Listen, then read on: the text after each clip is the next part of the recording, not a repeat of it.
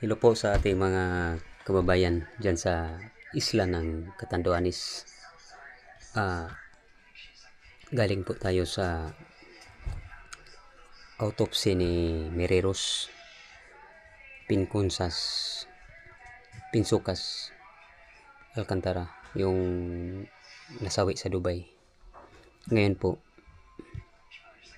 may initial tayo na interview sa kanyang asawa about sa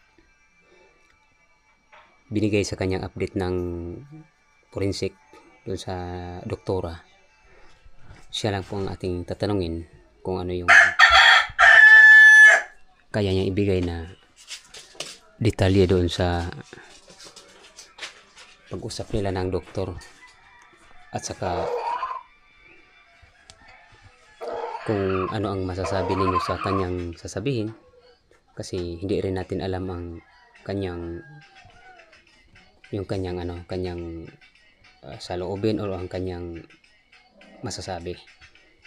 At saka ano na rin niya,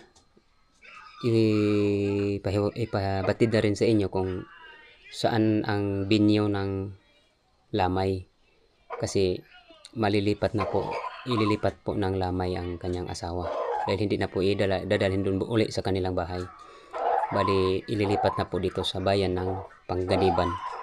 Alamin lang natin kung saan banda. Kaya yan po, abangan ninyo. Ito yung ating interview. Hello, magandang araw mga kaisla, no? Nandito po kami sa isang morgue. Bali dito po inautopsy ang katawan ni Mireros, at saka andito po yung asawa niya. May nakuha na siyang partial na sinabi sa kanya ng dok, kaya dito natin malalaman sa kanya kung ano yung sinabi sa kanya ng doktora. Ito po si Jerry na Alcantara, asawa po to ni Mireros. Ano po yung partial na sinabi ng ating doktora? Siguro sasabihin ko na lang yung pag nakuha na yung final result, 7 days lang naman. 7 days. Para sigurado natin hindi tayo magkamali ng alam ko naman yung partial na sinabi. Pero mas maganda yung madugtong, no? Mas maganda yung hawak na natin yung final result. Okay naman yung pag-autopsy. Kaya nagpapasalamat naman tayo at na-autopsy na para matahimik naman tayo. Mawala na yung agam-agam. Kasi sila talaga yung sila talaga yung hinahanap natin na magbigay ng tagal ng lakad dito. Yun talaga bighanap niya na ma-autopsy, kasi yun man sa nabagang ato na dito. Ano yung una, tapos na ang autopsy. Tapos na. Foul play, Dai pa. May magkita Dai pa ta. Ang importante. Daram pa. Dadaron pa doon sa yung resulta. May nasabing resulta pero di pa ganong nito, kaya di niya masabi. Di pa.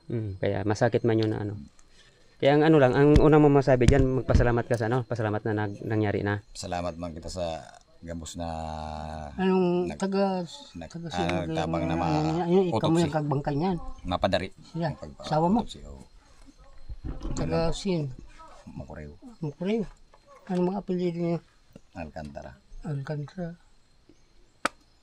Mga kumpanya sa Alcantara Tibo. Kamag-anak. Iso. Si Migong Ading may nandiyan ka punta sa Tibo Sa Tigaray. Yeah, ito po mga kasama siguro mga after 7 days magkikita. Pero ay itanong, baka may magtatanong kung saan na ngayon ay yung binyo, saan na ang lamay. Bali pagkagaling dito sa morgue, doon na sa chapel sa San Juan. San Juan? Diretso. San Juan dito sa Banwa. Banwa. Tapos ang libing sa Martes, June 2, alas 9. Sa Junto, alas 9 daw ang libing. Tapos ang lamay, mamayang gabi dito andun na yan sa nasa chapel. San Juan na. Andun ito sa San Juan at Chapel. Tapos tatlong ipa ang lamay Bali tatlo kasi Sabado Martes, nito? Sabado. Sabadong gabi, Lunes ng gabi. Sabadong gabi, Lingbong gabi. Lunes Tatlong gabi. Pa. Tatlong gabi. Alanganin man paano pag Lunes, pizza uno pa. Parang okay. pangit naman na pagpasok ng Pamahiin. pamahiin. Kaya, Niwala lang tayo sa mga ano, sabi-sabi ng matanda. ayos ano. Jer. Once again, condolence ha. Mag-ano na lang dyan Kahit yung paano, ano. mapapanatag tayo. Oo, panatag na. Kaya si Sana Jerry, dito at panatag na yan. siya. ito po yung shuffle na lalamayan kay ano no. Niregress. Kaposisyon na pala yung ano. Dito pala nilalamayan. Andito po to sa Pangganiman Payo. Ito po yung chapel. San Juan Chapel. Kumpleto naman. May ayos na ito pala.